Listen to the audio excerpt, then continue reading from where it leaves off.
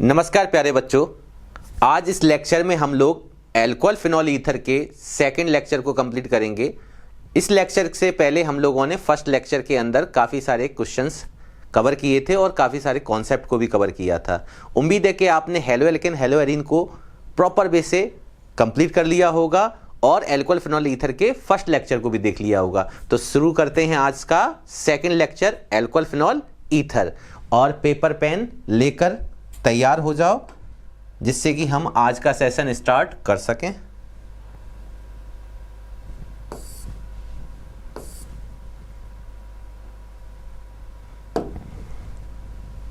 आज का पहला क्वेश्चन जैसा कि आपके सामने आ चुका है, तो यहां से हम लोग शुरुआत करते हैं और पहले की तरीके से हम लोग क्वेश्चन के साथ साथ कॉन्सेप्ट का रिवीजन करना प्रायोरिटी रखेंगे। ठीक है, आराम से चलेंगे, कॉन्सेप्ट सारे रिवाइज करा देंगे क्वेश्चन सॉल्व करने के दौरान। चलें, पहला क्वेश्चन है आज का, द रिएक्शन अपने सामने दे रखी है कि alcohol plus sodium metal gives sodium alkoxide plus hydrogen gas. तो यहां कह रहा है suggest that alcohols are, alcohol कैसा होता है, एसिडिक नेचर का होता है। कैसा होता है, एसिडिक नेचर का होता है, एसिडिक नेचर का होता है। और जब ये सोडियम मेटल के साथ रिएक्ट करता है ना, सबको पता है कि ये अगर एसिडिक नेचर का है तो एसिडिक नेचर का होने की वजह से ये यहां से H प्लस को बाहर करेगा, इसका ये कॉन्जुगेट बेस होता है, यहां से H प्लस मिलेगा। और सोडियम मेटल जो होता है प्यारे, सोडियम मेटल जो होता है उसकी टेंडेंसी क्या होती है, इलेक्ट्रॉन को लूज करने की होती है। तो यहाँ से इलेक्ट्रॉन को लूज करके ये सोडियम आयन बनाता है, स्टेबल आयन होता है। और यहाँ से इस तरीके से ये एनायन कैटायन ये क्या बना लेते हैं, सोडियम एल्कोक्साइड बना लेते हैं। और इस तरीके से ये जो हाइड्रोजन है वो हाइड्रोजन गैस के रूप में यहां से रिलीज होगा, पर इस तरीके से नहीं होगा जैसा कि आपको दिख रहा है। ये H आयन सबसे पहले इस इलेक्ट्रॉन को लेगा, ये जो इलेक्ट्रॉन है इस इलेक्ट्रॉन को, क्योंकि ये तो H प्लस इसके पास जो इलेक्ट्रॉन था वो भी डोनेट हो चुका है, इसका मतलब ये इस H इलेक्ट्रॉन को लेके ये न्यूट्रलाइज हो जाएगा। और न्यूट्रलाइज होके कैसे नेचर में एग्जिस्ट करता है, H2 के फॉर्म में, क्योंकि यहाँ एक हाइड्रोजन है इसलिए यहाँ पे हम हाफ मोल का यूज कर लेते हैं या 2 का मल्टीप्लाई भी कर सकते हैं। और यहाँ पे एक चीज विशेष ध्यान रखना, हमने आपको बताया था कि reaction will proceed in the formation of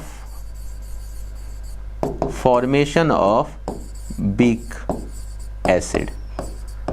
इसका मतलब एल्कोहल से हाइड्रोजन वीक एसिड है, तभी ये रिएक्शन प्रोसीड हुई है। अगर एल्कोहल से इधर कोई स्ट्रॉन्ग एसिड होता तो फिर रिएक्शन नहीं होती। ठीक है, इस चीज का ध्यान रखना। सर एसिडिक स्ट्रेंथ का ऑर्डर अभी हम किसी ना किसी क्वेश्चंस में उसको भी देख लेंगे। ठीक है, चलिए, तो इसमें एसिडिक नेचर का है, ये ए ऑप्शन की ओर चलेंगे हम। नेक्स्ट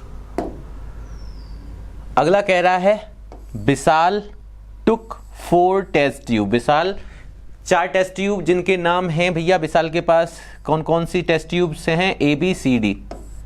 अच्छा, कंटेनिंग ये ग्रुप से। ठीक है, विशाल के पास ए टेस्ट ट्यूब में है कौन, क्या कंटेन कर रहा है, ए टेस्ट ट्यूब के अंदर है भैया CH3 CH double bond CH2, ये प्रोपीन है।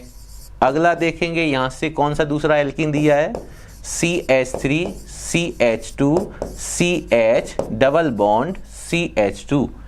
तीसरा है हमारे पास CH3 CH double bond CH single bond CH3।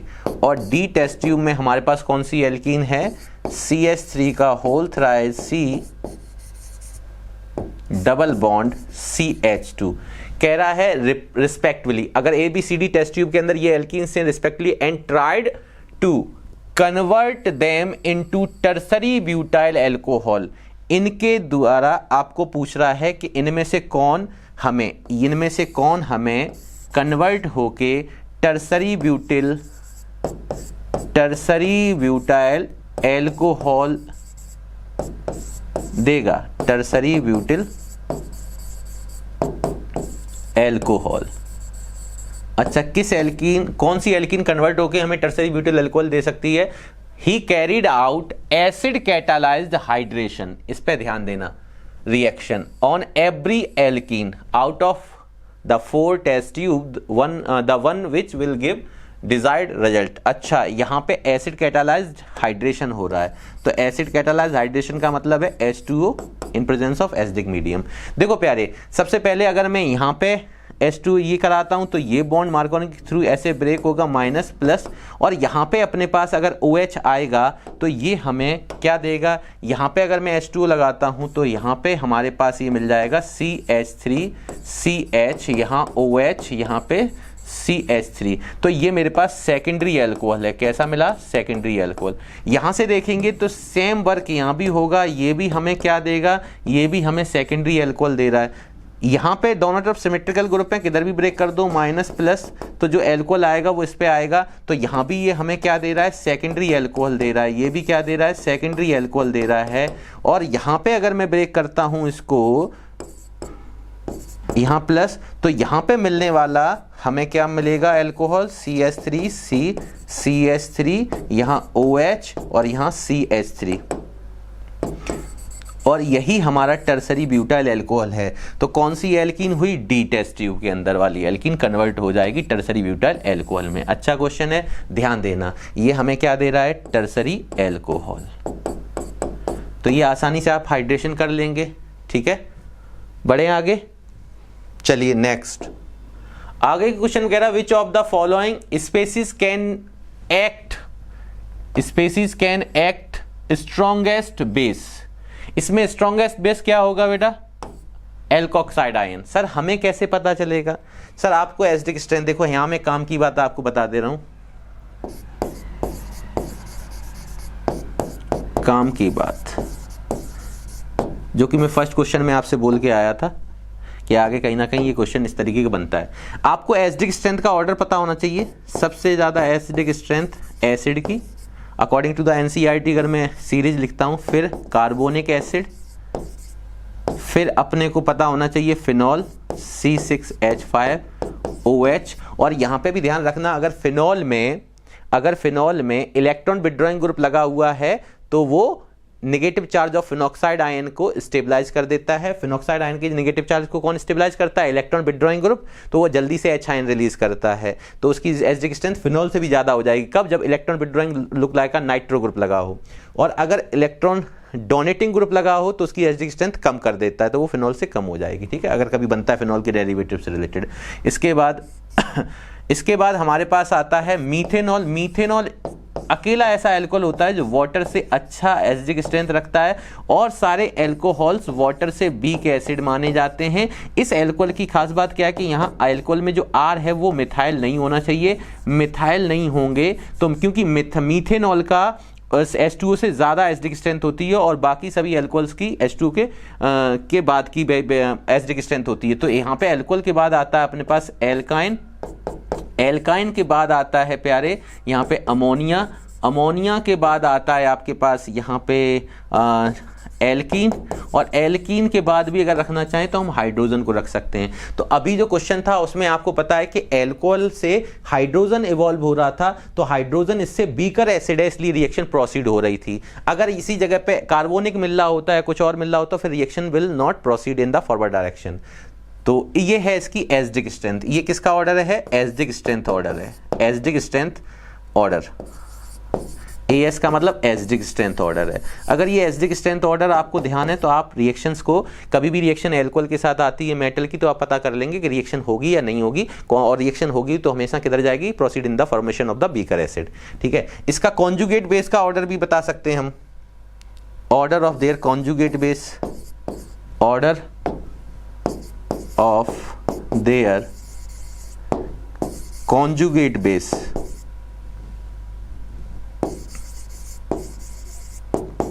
Conjugate base, तो कॉन्जुगेट बेस का ऑर्डर इसका रिवर्स होता है, सभी को पता है। क्या करना है?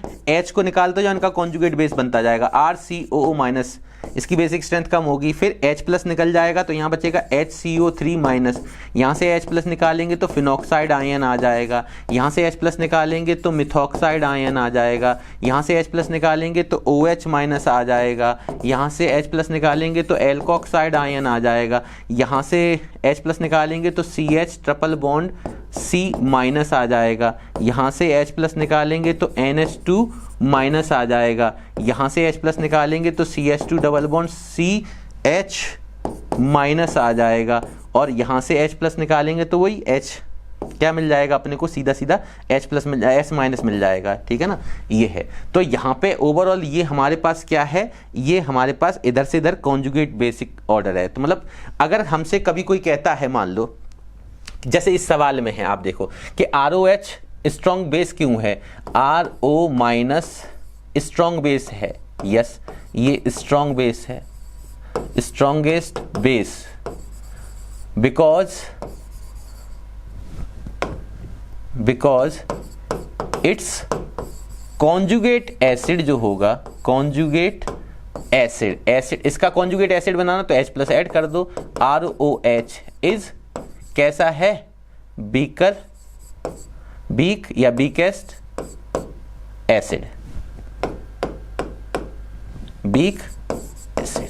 इसका कॉन्जुगेट बेस जो कॉन्जुगेट एसिड है वो एक बीक एसिड है, ठीक है, कॉन्जुगेट एसिड बीक एसिड है, इस वजह से इसका जो कॉन्जुगेट बेस बनेगा जो स्ट्रॉन्गेस्ट बेस कहलाएगा, क्या कहलाएगा, स्ट्रॉन्गेस्ट बेस। अगर एसिड बीक है तो कॉन्जुगेट बेस उसका स्ट्रॉन्गेस्ट होगा। तो आप अगर देखेंगे C6H5, यहाँ पे H लगाइए ये बन जाएगा, यहाँ पे H लगाइए ये H2O बन जाएगा, यहाँ पे H लगाइए ये बन जाएगा। अभी मैंने आपको बताया था एसिड की अगर मैं बात करता तो नाइट्रो, इसमें इलेक्ट्रॉन विड्रॉइंग ग्रुप लगा, इसकी एसिडिक स्ट्रेंथ सबसे ज़्यादा होती, D वाले की सबसे ज़्यादा होती, फिर B वाले की एसिडिक स्ट्रेंथ होती, फिर अपने पास A आता और फिर अपने पास क्या आता, C आता। सबसे कम एसिडिक स्ट्रेंथ किसकी है, ये एसिडिक स्ट्रेंथ का ऑर्डर है, एसिडिक स्ट्रेंथ इधर से इधर चलने पर कम हो रही है, तो इसका मतलब इधर से इधर चलने पर बेसिक स्ट्रेंथ इसकी ज़्यादा होगी, ये ध्यान रखना, इस तरीके से पता करते हैं, ठीक है ना। तो ये उम्मीद है कि आपको ये चीज़ें क्लियर हो गई होंगी, ठीक है। इन चीज़ों में गलती मत करना, हमेशा स्ट्रॉन्गेस्ट बेस पूछे तो आप कॉन्जुगेट बेस, स्ट्रॉन्गेस्ट बेस पूछने का मतलब आपको उसका कॉन्जुगेट एसिड का कॉन्जुगेट एसिड बना लेंगे H प्लस ऐड करके और उसका ऑर्डर चेक कर लेंगे, ठीक है। इसमें मैंने काफ़ी सारी जानकारी आपको दे दी है और इसको ध्यान रखना, काफ़ी सारे क्वेश्चंस में बदल बदल के ये चीज़ें पूछी जाती हैं, ठीक। चलिए नेक्स्ट, अगला है at low temperature phenol react with bromine in CS2 to form. अच्छा ठीक है सर, फिनॉल की रिएक्शन करा दो,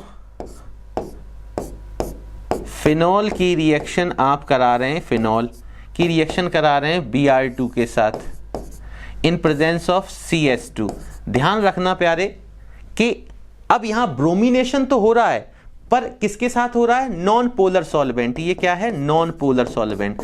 कभी नॉन पोलर दे CS2 CCl4 या पोलर एप्रोटिक सॉल्वेंट दे दे CHCl3, तो इनमें ब्रोमिनेशन जो होता है वो हमेशा कहां होता है, मोनो सब्स्टिट्यूटेड प्रोडक्ट बनाते हैं। क्या बनाते हैं, मोनो सब्स्टिट्यूटेड प्रोडक्ट। ध्यान रखना ये बात मैं बहुत गहराई की बता रहा हूं, अगर कभी भी ब्रोमिनेशन हो रहा है और यहां पे नॉन पोलर सॉल्वेंट हो या पोलर एप्रोटिक सॉल्वेंट हो तो हमेशा ब्रोमिनेशन कैसा होगा, मोनो सब्स्टिट्यूटेड। कैसा होगा, मोनो सब्स्टिट्यूटेड, बताया था। और यहां पे लगा हुआ OH क्योंकि प्लस M है, प्लस M की वजह से ये ऑर्थो पैरा डायरेक्टिंग बनेगा, तो यहां से ये इसमें से इसको पोलराइज कर देगा, ये OH की वजह से ये पोलराइज्ड हो जाएगा और यहां से हमें इलेक्ट्रोफाइल मिल जाएगा क्या, Br+।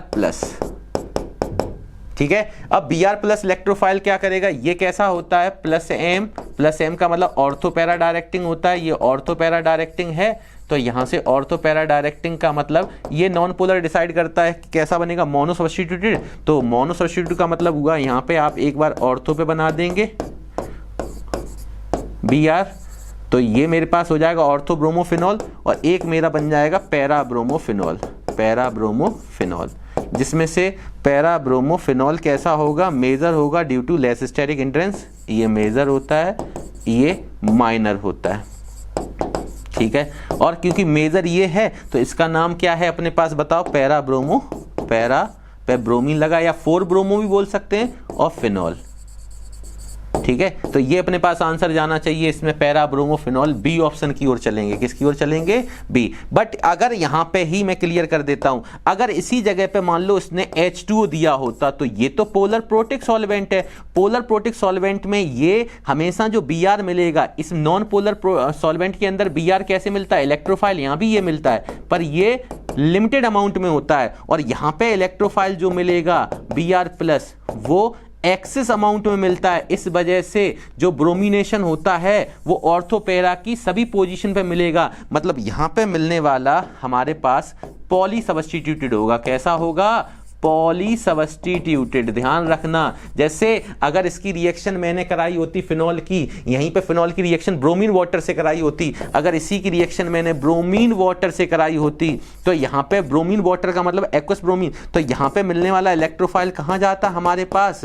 यहाँ फिनॉल के साथ साथ हमारे पास ऑर्थोपेरा की प्रत्येक पोजीशन पे जाके पॉली सब्स्टिट्यूटेड प्रोडक्ट बनाता, जिसका नाम होता 2,4,6 ट्राइब्रोमोफिनॉल। क्या होता है? ट्राइब्रोमोफिनॉल। तो ये प्रोडक्ट मिलता कब? जब अगर मुझे वो ब्रोमीन की रिएक्शन किसके साथ? पोलर प्रोटिक सॉल्वेंट की प्रेजेंस दे देता तो ये गलती कराने के चांस हैं। 2,4,6 ट्राइब्रोमो, फिर ए ऑप्शन चला जाता, पर ऐसा पूछा नहीं है, पर कॉन्सेप्ट रिवाइज करा रहा हूं इसलिए मैं सारी चीजें बता के चल रहा हूं। इसको आप स्क्रीनशॉट ले लें क्योंकि उसमें मैं वही रखूंगा जो काम की चीज है,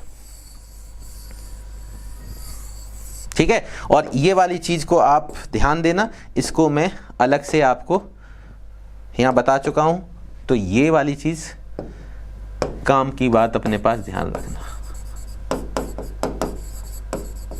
जब भी ब्रोमिनेशन होता है तब, ठीक है। अच्छा, ये हो चुका है, ठीक। नेक्स्ट क्वेश्चन चले, पक्का चले। अगला है which of the following alcohols will not undergo oxidation. कौन सा alcohol will not undergo oxidation? अच्छा देखते हैं, पहला ए नंबर पे है प्यारे, क्या? ब्यूटेनॉल। अच्छा ब्यूटेनॉल, मेथड प्रो ब्यूट और ये ऑल लगा दिया, ठीक है। ये मैंने क्या लगा दिया यहाँ पे? ऑल। ये लो, तो ये हो गया 1 2 3 4, ये ब्यूटेन 1 ऑल है। अच्छा यहाँ पे ऑक्सीडेशन होगा? बिल्कुल हो जाएगा सर। यहाँ ध्यान दें, b butane 2 ol, method pro but 2 पे ऑल लगा दो, तो ये 1 2 3 4। तीसरा हमारे पास क्या दिया? 2 methyl butane 2 ol, 2 methyl butane 2 ol, method pro but 2 पे मिथाइल और ब्यूटेन 2 ऑल है, और 2 पे ही मेरे पास क्या है? OH है, 2 पे ही क्या है? मिथाइल है।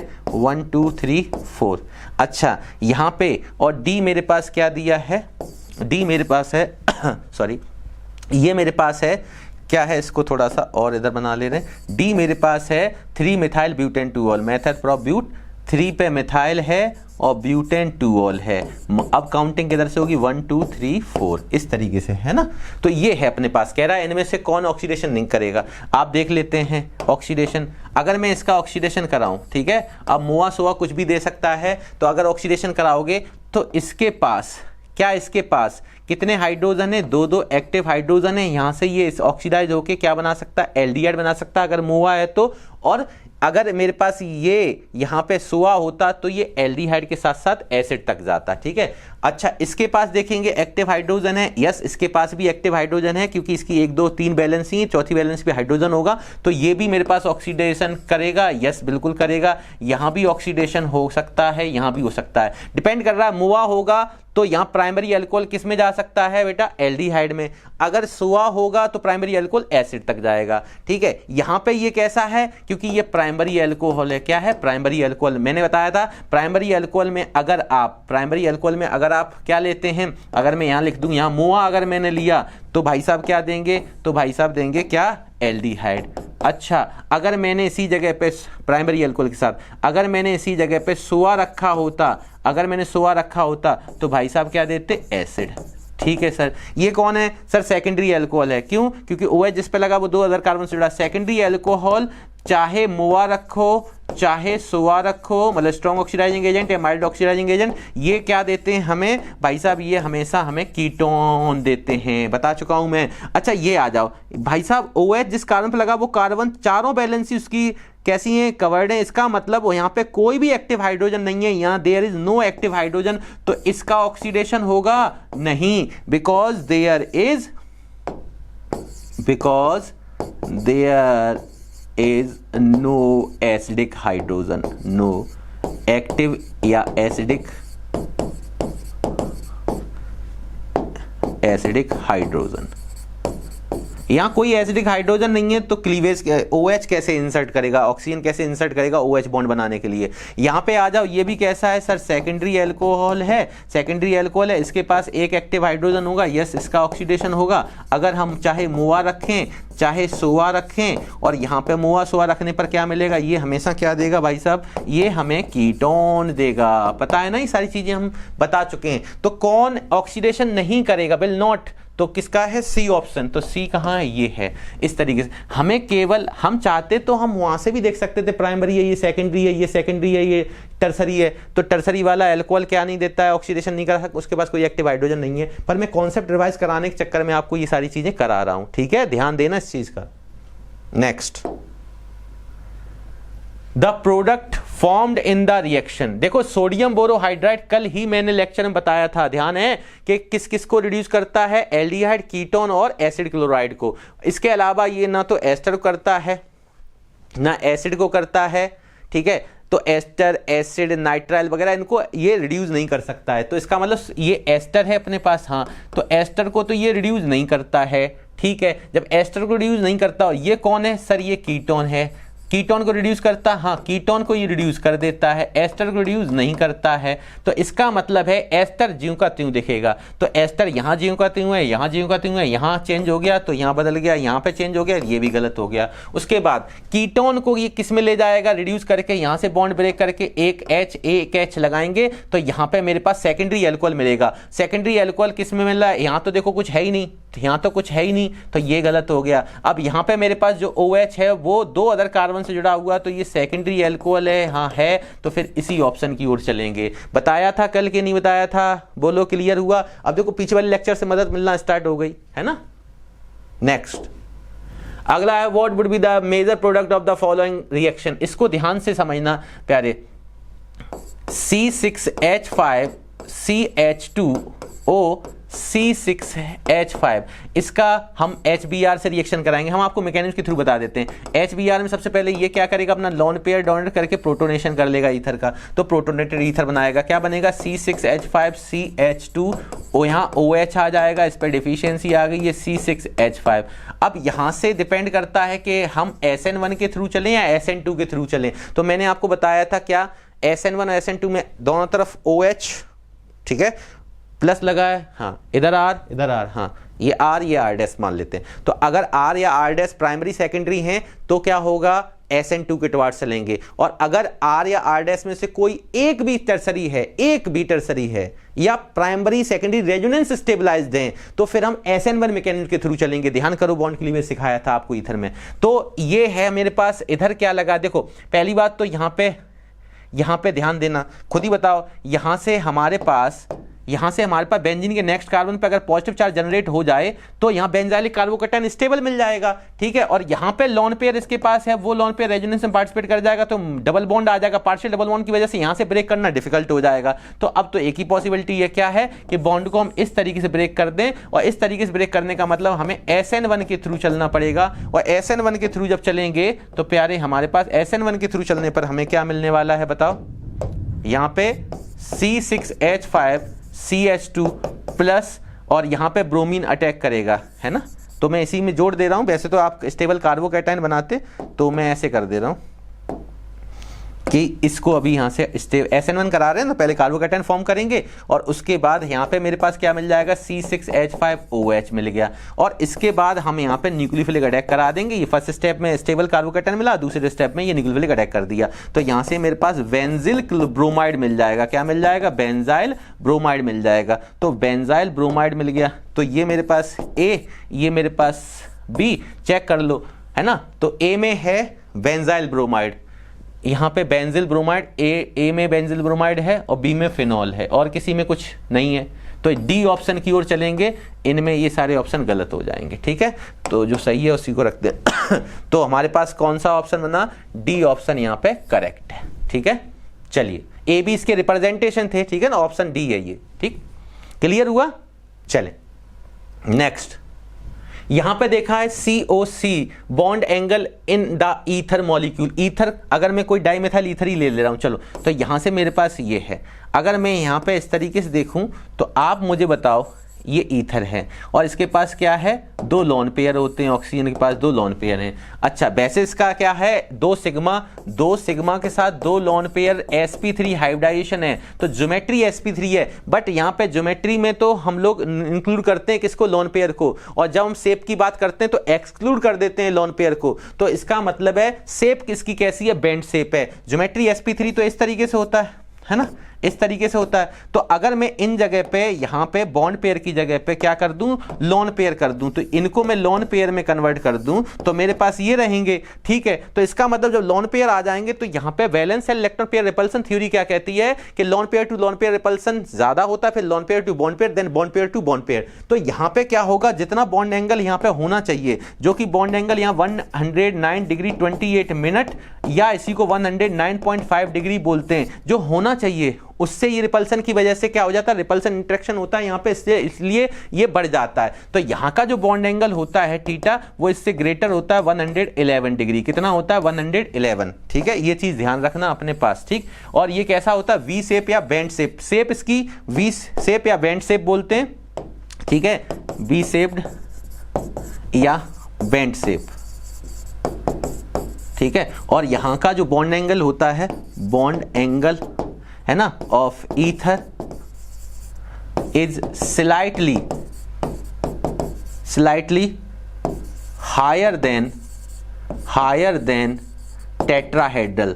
ठीक है, क्योंकि टेट्राहेड्रल 109 डिग्री, ये ज्यादा किससे है, 109.5 डिग्री से अगर डिग्री में रखा जाए तो ये टेट्राहेड्रल का बॉन्ड एंगल होता है, सभी को पता है। ठीक है, तो ये चीज ध्यान रखना, 111 स्लाइटली ग्रेटर होता है ड्यू टू रिपल्सन। ठीक है, चलो नेक्स्ट अगला कह रहा है major product formed by heating. देखो फिर से आ गया, ये इंपॉर्टेंट क्वेश्चन होते हैं इस टाइप के। ईथर वाले चैप्टर के हमने बताया थी ये रिएक्शन इंपॉर्टेंट है, ये वाले क्वेश्चंस इंपॉर्टेंट है। केमिकल प्रॉपर्टीज में आपको हेडिंग दिखाई थी, bond cleavage of CO bond cleavage, ध्यान है। तो यहां पे अपने पास मेरे पास एक है CH3C, इस पे 3 मिथाइल लगे हुए हैं। ठीक है, आपको खुद ही पता चल गया होगा कि आगे क्या होने वाला है। सर ये हो गया, इसकी रिएक्शन HI से करा रहे हैं। सबसे पहले HI में H+ करेंगे। हमें सबसे पहले ईथर को प्रोटोनेशन कर देना। ईथर का प्रोटोनेशन करोगे तो CH3, ईथर का प्रोटोनेशन करेंगे तो प्यारे क्या मिल जाएगा यहाँ पे, CH3 यहाँ पे हम OH+ आ जाएगा, लोन पेयर ये अपने डोनेट कर देगा, यहाँ से लोन पेयर डोनेट करके प्रोटोनेशन कर लेगा, और यहाँ पे मेरे पास CH2CH3 है। और जब ऐसी कंडीशन आ जाए, एक बार मैं रिवाइज कराना चाहता हूँ, जब ऐसी कंडीशन आ जाए कभी भी मेरे पास इधर और इधर लगे हुए, अगर OH+ बनाने के बाद R है, ये मान लो R' है, अगर R और R' मेरे पास कैसे होते हैं, प्राइमरी एंड सेकेंडरी, तो हम SN2 के थ्रू जाएंगे। ठीक है, और अगर R या R में डैश में से कोई एक भी टर्सरी है या रेजोनेंस स्टेबलाइज्ड हमारे पास क्या है, रेजोनेंस स्टेबलाइज्ड हमारे पास प्राइमरी या सेकेंडरी है। प्राइमरी सेकेंडरी नॉर्मल ना हो, प्राइमरी सेकेंडरी कैसा, रेजोनेंस स्टेबलाइज्ड, तो हम SN1 के थ्रू जाएंगे। प्राइमरी सेकेंडरी देखते ही SN2 जाएंगे, और टर्सरी एक भी तरफ टर्सरी एल्काइल मतलब टर्सरी ग्रुप लगा हुआ है या रेजोनेंस स्टेबलाइज्ड प्राइमरी सेकेंडरी लगा हुआ है तो SN1 फॉलो करेंगे। ये चीज ध्यान रखना, काफी मैंने पढ़ाई थी, बहुत इंपॉर्टेंट आपका कॉन्सेप्ट है। इस चीज को एक बार काम नोटबुक से भी देख लेना, बाद बाकी मैंने यहां बता दिया कि कब किधर से क्लीवेज होता है बॉन्ड का। ठीक है, अब इधर आ जाओ, इसमें समझते हैं इस चीज को। आप मुझे बताएं यहां पे कौन है, सर इसके इधर टर्सरी है, ये टर्सरी है, इधर कौन है सर, प्राइमरी है। मैंने कहा अगर एक तरफ भी टर्सरी आ जाता है तो फिर पाथ कौन सा फॉलो करते हैं, SN1। कौन सा फॉलो करेंगे, SN1। तो हम लोग SN1 की तरफ चलते हैं। ठीक है, इसका मतलब है यहां पे पाथ फॉलो होगा टुवर्ड्स SN1 रिएक्शन। और SN1 में रिएक्शन में क्या होता है, मोर स्टेबल कार्बोकैटायन फॉर्म होना चाहिए। SN2 होता तो फिर लेस स्टेरिक हिंडर्ड साइड से अटैक करते हैं, तो मोर स्टेबल कार्बोकैटायन SN1 में मुझे चाहिए, तो वो कब प्राप्त हो सकता है, जब बॉन्ड क्लीवेज CO का किधर से किधर हो, इधर से इधर हो। जब बॉन्ड क्लीवेज इधर से इधर होगा तो यहां पे मिलेगा पार्शियल पॉजिटिव और यहां पे मिलेगा पार्शियल नेगेटिव, ये न्यूट्रलाइज हो जाएगा। तो इसके न्यूट्रलाइज होने पर हमें क्या मिलने वाला है यहां से, तो एक तो हमें मिलेगा CH3 CH2OH, हाँ इथेनॉल, क्या मिल गया, इथेनॉल। और दूसरा हमारे पास ये कार्बोकैटायन टर्सरी ब्यूटिल कार्बोकैटायन, ये हमारे पास टर्सरी कार्बोकैटायन यहाँ से जनरेट हो गया। उसके बाद हम क्या करेंगे, दूसरा क्या I है, तो I माइनस से अटैक कर देंगे। यहाँ पे I माइनस से अटैक करने के बाद ये क्या दे देगा, हमें टर्सरी ब्यूटिल आयोडाइड दे देगा, टर्सरी ब्यूटिल आयोडाइड। तो ये मिल जाएगा। तो एक मेरे पास ये मिला और एक मेरे पास ये मिला, टर्सरी ब्यूटिल आयोडाइड। तो चेक कर लो भैया है कहीं, इसका मतलब इसको अगर गौर से लिखो तो यही तो वो लिखा है, C पे 3 CH3 है तो CH3 का होल थ्राइज CH3 का होल थ्राइज C और यहाँ पे I। तो ये वाला ऑप्शन में आना है, एक ये मिल गया, इसमें भी मिल रहा है, इसमें मिल रहा है। अच्छा दूसरा इथेनॉल, इसमें मिल रहा है, इसमें नहीं मिल रहा है, तो ये गलत हो गया। फिर कौन सा, A ऑप्शन की ओर चलेंगे। तो हमारे पास ये ऑप्शन सारे गलत हैं क्योंकि यहाँ पे ये मिल रहा है। ठीक है, तो हमारे पास ये देख लेना कि टर्सरी ब्यूटिल आयोडाइड और इथेनॉल कहाँ मिल रहा है। ये क्लीवेज ध्यान रखना, मैंने विलियमसन सिंथेसिस ईथर के बाद एक हेडिंग पढ़ाई थी आपको, केमिकल प्रॉपर्टीज, उसके अंदर ये हेडिंग था कि बॉन्ड क्लीवेज CO बॉन्ड का किधर से होता है, जब HI या HX का रिएक्शन कराते हैं ईथर के साथ। सबसे पहले प्रोटोनेशन करो, प्रोटोनेशन करने के बाद आप देख लो दोनों तरफ के एल्काइल ग्रुप में प्राइमरी सेकेंडरी है तो आप SN2 के थ्रू फॉलो करा दो, मतलब लेस स्टेरिक हिंडर्ड साइड से अटैक करा के CO को बॉन्ड को ब्रेक करो। अगर एक भी तरफ टर्सरी आता है या प्राइमरी सेकेंडरी रेजोनेंस स्टेबलाइज आता है तो फिर उसके स्टेबिलिटी ऑफ कार्बोकैटायन के बेसिस पर आपको क्या करना है, CO बॉन्ड को क्लीवेज करना है। ये सारी चीजें आपको ध्यान रखनी, तब इस क्वेश्चन को कर पाओगे, क्योंकि फिर हम SN1 के थ्रू चलेंगे। तो ये SN1 के थ्रू चलेंगे हम लोग। ठीक है, अच्छा यहाँ पे कभी एक्सेस में दे दे तो एक्सेस में देने पे कोई फर्क नहीं पड़ता, आप किधर से बॉन्ड को ब्रेक कर सकते हो, आसानी से हो जाएगा। एक आध क्वेश्चन आएगा उसमें मैं आपको वो भी बता दूंगा। ठीक है, चलिए तो यहां पे ये हुआ A ऑप्शन। चलते नेक्स्ट, अगला कह रहा है विलियमसन। देखो विलियमसन का नाम लिया, Williamson synthesis of preparing dimethyl ether is an. देखो बच्चा पता है SN2 फॉलो करता है। विलियमसन में क्या होता है, देखो प्यारे, ईथर की प्रिपरेशन करते हैं। हाँ सर, RX की रिएक्शन हम लेते हैं, यहाँ पे ध्यान रखना सोडियम एल्कोक्साइड के साथ Na+OR डैश माइनस कर ले रहे हैं। तो ये सोडियम एल्कोक्साइड और ये हमेशा क्या है, प्राइमरी एल्किल हैलाइड है, प्राइमरी एल्काइल हैलाइड है।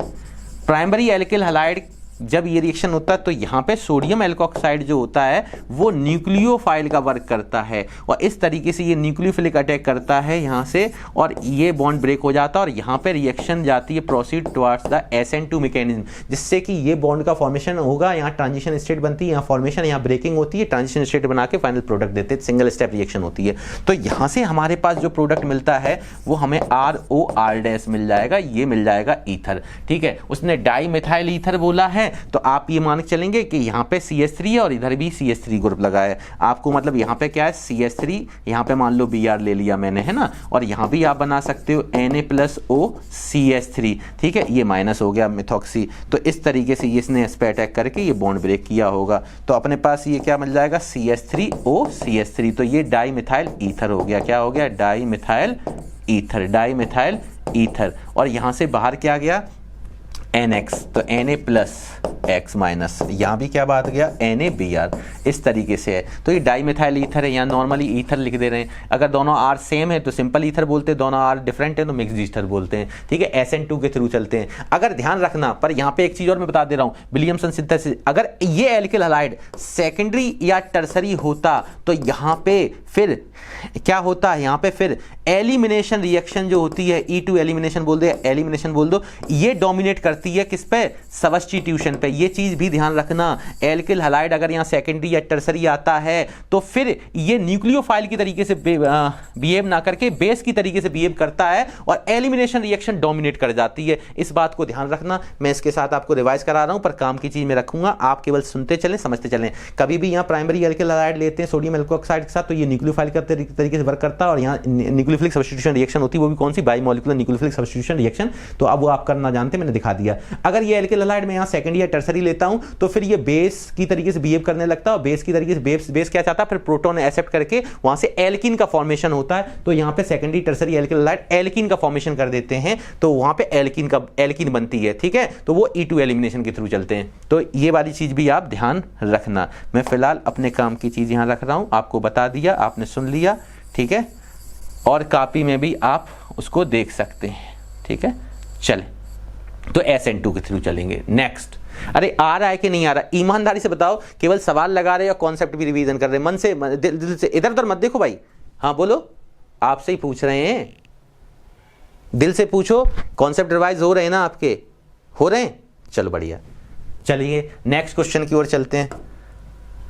कह रहा है when diethyl ether is heated with axis, देखो आ गया भाई, आ गया, डाईइथाइल ईथर है तो C2H5O C2H5, यहां से इसकी रिएक्शन HI की एक्सिस में दिया गया है तो यहां तो लोड लेना ही नहीं है, यहां तो सिंपल दोनों बॉन्ड ब्रेक करते थे, ये मोर इलेक्ट्रोनेगेटिव है H+I-, फिर दूसरा बॉन्ड ब्रेक कर लो, यहां से ये दूसरा बॉन्ड ब्रेक होगा, फिर से H+I-, तो यहां से हमारे पास क्या मिल जाएगा, 2 मोल इथाइल आयोडाइड मिल रहे हैं, 2 मोल इथाइल आयोडाइड और साथ में H2O, तो ये कौन है, इथाइल आयोडाइड, इथाइल आयोडाइड, ठीक है ना। इस तरीके से हम लोग इस पे टिक कर देंगे। किसी बच्चे को लगा कि ये एक्सेस में होने का क्या मतलब है सर, इसको अगर डिटेल में देखना चाहें तो एक बार मैं बता दे रहा हूं, पर काम का नहीं, मैं जल्दी जल्दी बता दे रहा हूं, ठीक है। C2H5 अगर आपने पहले की तरीके से प्रोटोनेशन किया, हाँ सर किया, C2H5OH+ बना, यस सर बना, फिर आपने क्या किया सर, दोनों तरफ नजर लगाया, इधर CH2CH3 है प्राइमरी, उधर भी CH2CH3 है प्राइमरी है,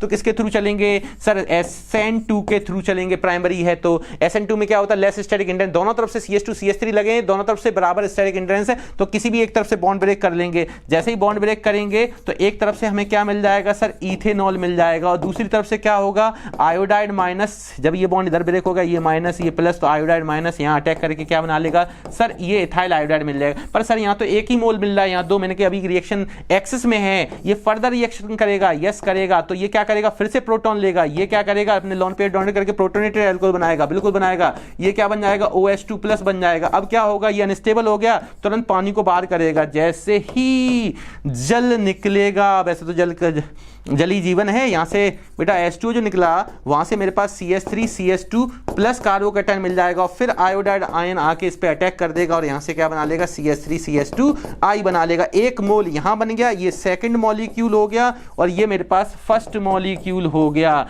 इस तरीके से कितने मोल हमें मिले, 2 मोल मिले। इस तरीके से रिएक्शन की मैकेनिज्म होती है, ठीक है, दिखा दिया, काम की चीज रखेंगे, बाद बाकी मैं यहां से रफ कर रहा हूं, ठीक है, एक बार देख लो, स्क्रीनशॉट ले सकते हो आप इच्छा से, ठीक। चलिए तो ये चीज हमारे काम की जितनी है उतनी हम रखते हैं।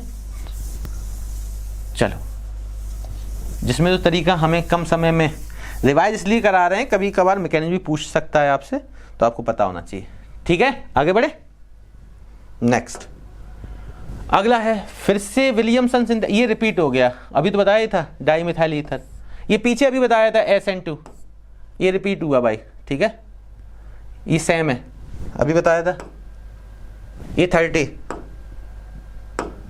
यहां लिखता हूं सेम एज क्वेश्चन नंबर, ठीक है, तो इसमें समय क्यों बर्बाद करना फिर। आगे, ओ भाई मुझे लगा आंसुल लिखा है, ठीक है, एनीसॉल है, क्या है, एनीसॉल, तो एनीसॉल होगा यहाँ पे, ठीक है, क्योंकि पीछे विशाल ने 4 टेस्ट ट्यूब लिए थे, मैंने कहा आपकी बार आंसुल आ गए, ठीक है, तो ऐसा कुछ नहीं है, एनीसॉल है, ठीक। Undergoes bromination with bromine in ethanoic acid even in the absence of iron 3rd bromide catalyst. भाई साहब ये बहुत अच्छा एक रीजनेबल क्वेश्चन भी बन सकता है, पहले मैं इसके बारे में बता दूं, एनीसॉल क्या होता है, मिथॉक्सी बेंजीन को एनीसॉल बोलते हैं, क्या बोलते हैं, मिथॉक्सी बेंजीन को हम लोग, ये है एनीसॉल, एनीसॉल क्या होता है, मिथॉक्सी बेंजीन। कह रहा है कि इसका ब्रोमिनेशन करते हैं, मैंने कहा कर लो भैया, तो इसका ब्रोमिनेशन इथेनोइक एसिड का CH3COOH, yes, even in the absence of Lewis acid, मतलब FeBr3 कैटालिस्ट, तो ये हो जाएगा, बिल्कुल होगा सर। देखें यहां से हमें इलेक्ट्रोफाइल जनरेट हो जाता है, यहां से क्या मिलेगा, इलेक्ट्रोफाइल Br+, और ये फिर कैसा ग्रुप है, ये सर +M है, +M की वजह से ये ऑर्थोपैरा है, ध्यान है, ऑर्थोपैरा डायरेक्टिंग है, ऑर्थोपैरा डायरेक्टिंग है, +M कौन से होते हैं, बेंजीन रिंग से कनेक्टेड पहला एटम लोन पेयर कंटेन करता है, तो +M है। ऑर्थोपैरा डायरेक्टिंग का मतलब यहाँ पे आने वाला प्रोडक्ट कैसा होगा, मोनो सब्स्टिट्यूटेड होगा। अभी मैंने बताया था, बोलो यहाँ पे क्या होगा, मेरे पास ये OCH3 के साथ साथ यहाँ ब्रोमीन आएगा और यहाँ भी ब्रोमीन आएगा। अब ये मेरे पास हो गया, ठीक है, बढ़िया सर। ऑर्थोपैरा में पैरा मेजर होता है सर, इसने ये पूछा ही नहीं, ऑप्शन कुछ और दिए। ये कह रहा है अभी तक आप ब्रोमिनेशन कराते थे तो आप एक लुईस एसिड FeBr3 या FeCl3 ये लेके चलते थे लुईस एसिड। यहां तो लुईस एसिड है नहीं, उसके बावजूद भी ब्रोमिनेशन हो रहा है। यस, उसके होने की वजह है कि यहां पे क्या है, ये आपको रिंग को एक्टिवेट करने के लिए यहां पे +M ग्रुप लगा हुआ है। तो ऐसा क्यों है? क्योंकि यहां पे लगा हुआ जो मिथॉक्सी ग्रुप है, बिकॉज हियर मिथॉक्सी ग्रुप जो कि एक इलेक्ट्रॉन कैसा है, जो मिथॉक्सी ग्रुप है, तो ये मेरे पास क्या है, जो मेरे पास मिथॉक्सी ग्रुप है वो बेंजीन रिंग को क्या करता है, ड्यू टू +M ये क्या करेगा, अपने लोन पेयर डोनेट करेगा, बेंजीन रिंग को ये क्या कर देगा, एक्टिवेट कर देता है। क्या कर देता है? बेंजीन रिंग को एक्टिवेट कर देता है। तो यहां पे कहीं लिखा है due to activation of benzene ring by the methoxy group, पहला ए ऑप्शन ही सही है। डीएक्टिवेशन गलत बात है, ठीक है भैया। ये तो यहां पे इलेक्ट्रॉन डेंसिटी बढ़ाता है ना ऑर्थो पैरा पे, तो मिथॉक्सी ग्रुप की वजह से इलेक्ट्रॉन डोनेटिंग ग्रुप की वजह से क्या होगा, यहां पे बेंजीन रिंग के ऊपर इलेक्ट्रॉन डेंसिटी क्या हो जाएगी, at ortho and para position बढ़ जाती है। इसी वजह से ये रिंग क्या हो जाती है, एक्टिवेट हो जाती है। तो रिंग का एक्टिवेशन होने की वजह कौन है, मिथॉक्सी ग्रुप। तो यही आंसर में आएगा, ठीक है। तो ए आंसर की ओर चलेंगे, ठीक। बता दिया रिएक्शन कैसे होगी, ठीक। आगे बढ़े, चलिए नेक्स्ट एसर्शन रीजन आ गए भाई। क्या आ गए? Assertion reason. यहां भी बहुत ध्यान से समझना एसर्शन रीजन को, इन्हें ही बच्चा गलती करता है। ये वही है कि 34 से 45 के क्वेश्चन एसर्शन रीजन वाले हैं, जिसमें से पहला ऑप्शन क्या होगा, both assertion and reason are correct and reason is the correct explanation of assertion. और दूसरे में पता है दोनों करेक्ट होंगे पर reason is not correct explanation of assertion होगा। तीसरे में एसर्शन करेक्ट होगा बट रीजन इनकरेक्ट होगा। और चौथे में एसर्शन ही इनकरेक्ट होगा और रीजन करेक्ट होगा। तो इन चारों को तो आप जानते हैं सेम चलता है, किसी भी चैप्टर में आ जाओ, है ना। तो एक बार आपने इसको देख लिया, अब क्वेश्चन आंसर की ओर चलते हैं। चलिए पहले एसर्शन रीजन की ओर। पहला एसर्शन कह रहा है phenol is strongly acidic as compare to the ethanol. भैया अभी मैंने बताया था फिनॉल PHOH C6H5 ये स्ट्रांगली एसिडिक होता है किससे, as compare to the ethanol. आप अगर पीछे वाला एसिडिक स्ट्रेंथ वाला ऑर्डर देखें तो आपको मैंने बताया था कि एसिड के बाद कार्बोनिक एसिड देन फिनॉल, और फिनॉल के बाद आता था methanol then water then other alcohol. तो एल्कोहल कहां पड़ा हुआ है, वाटर के भी पीछे। तो फिनॉल एसिडिक स्ट्रेंथ फिनॉल की क्या होती है, ज्यादा होती है। तो ये बिल्कुल बात सही है, बिल्कुल बात सही है। पीछे देखो कॉन्सेप्ट रिवाइज हो गया, तो हमें केवल ट्रू स्टेटमेंट फॉल्स स्टेटमेंट ये देखना है, तो ये ट्रू है। अच्छा ऐसा क्या है, phenoxide ion is more stable than the ethoxide ion, बिल्कुल सही है। Due to resonance stabilization phenoxide ion more stable होता है इथॉक्साइड आयन से। और ये इसका करेक्ट एक्सप्लेनेशन, ऐसी वजह से ये कैसा है, मोर एसिडिक भी है। तो हम किसकी ओर जाएंगे, एक ही ओर जाएंगे। किसकी ओर जाएंगे, एक ही ओर जाएंगे। नेक्स्ट कह रहा a mixture of orthonitrophenol and paranitrophenol can be separated by the steam distillation. Yes, क्यों, तो आप देख सकते हैं ये तो ट्रू स्टेटमेंट है। ऑर्थोनाइट्रोफिनॉल, ऑर्थोनाइट्रोफिनॉल, हाँ सर ऑर्थोनाइट्रोफिनॉल। और यहां पे दूसरा है पैरानाइट्रोफिनॉल, पैरानाइट्रोफिनॉल, ठीक है सर। यहां पे पैरानाइट्रोफिनॉल है, ये है।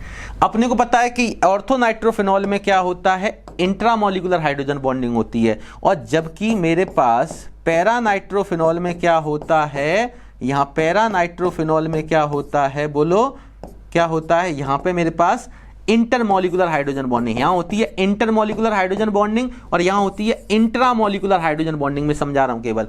तो यहां पे इंटरमोलिकुलर हाइड्रोजन बॉन्डिंग की वजह से यहां का एसोसिएशन होगा, एसोसिएशन होगा तो मॉलिक्यूलर वेट बढ़ेगा। Due to association molecular weight बढ़ेगा तो बॉइलिंग पॉइंट बढ़ेगा। और जो ज्यादा बॉइलिंग पॉइंट जिसका ज्यादा होता है उसकी वेपर प्रेशर क्या होती है, कम होती है। कम होने का मतलब वो लेस वॉलेटाइल होता है, ये स्टीम वॉलेटाइल होता है, मोर वॉलेटाइल होता है। तो इनकी दोनों की बॉइलिंग पॉइंट तो डिफर होते हैं, दोनों के बॉइलिंग पॉइंट डिफर होते हैं। तो ये सेपरेट हो जाता है किससे, बेटा फ्रैक्शनल डिस्टिलेशन से, ठीक है। अच्छा स्टीम डिस्टिलेशन से, क्योंकि दोनों की स्टीम, ये कैसा होता है, ये होता है प्यारे मोर वॉलेटाइल, ये मोर वॉलेटाइल होता है, ये लेस वॉलेटाइल होता है। दोनों के बॉइलिंग पॉइंट में डिफरेंस है। तो ये पहला स्टेटमेंट कैसा है, ट्रू है। पहला स्टेटमेंट कैसा है, ट्रू है।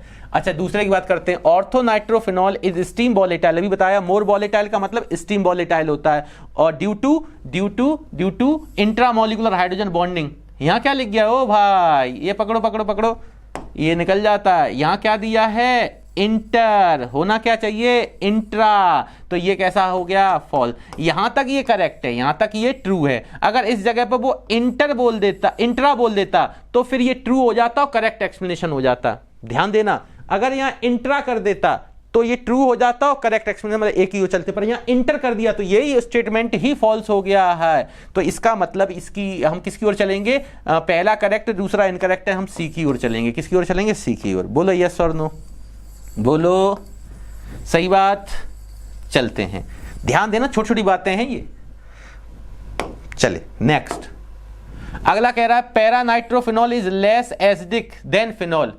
ओ भाई कितनी गलत बात कह गया, पैरा नाइट्रोफिनॉल, यहां देखना ये फिनॉल, इसके पैरा पे नाइट्रो और ये है केवल फिनॉल। आप हमें बताओ एसिडिक स्ट्रेंथ किसकी ज्यादा होती है, एसिडिक स्ट्रेंथ इधर से इधर कम होती है, ये आपको ध्यान रखना, इसकी एसिडिक स्ट्रेंथ ज्यादा है। क्यों ज्यादा, अभी मैंने पहले ही बताया था। अगर कोई इलेक्ट्रॉन विथड्रॉइंग ग्रुप लग जाता है तो इलेक्ट्रॉन विथड्रॉइंग ग्रुप क्या करता है, इसके नेगेटिव चार्ज को स्टेबलाइज करता है। तो इलेक्ट्रॉन विथड्रॉइंग ग्रुप जितने ज्यादा इलेक्ट्रॉन को अपनी ओर खींचेगा, इस पर डिफिशियंसी आएगी, ये तुरंत H+ को जल्दी से बाहर निकालने की कोशिश करेगा। तो वो जितनी जल्दी H+ बाहर जाएगा उतना अच्छा वो एसिड होगा। तो ये बात एसिडिक स्ट्रेंथ किसकी ज्यादा होती है, इसकी ज्यादा होती है। किसकी कम होती है, फिनॉल की कम होती है। पर ये कह रहा है गलत स्टेटमेंट, पहला स्टेटमेंट फॉल्स हो गया। तो हम किसकी ओर जाएंगे बेटा, पहला ही फॉल्स हो गया, तो हम डी की ओर जाएंगे। फिर भी देख लेते हैं, nitro group is electron withdrawing and helps in the stabilization of para nitrophenoxide ion. बिल्कुल ट्रू स्टेटमेंट है, पहला फॉल्स दूसरा ट्रू,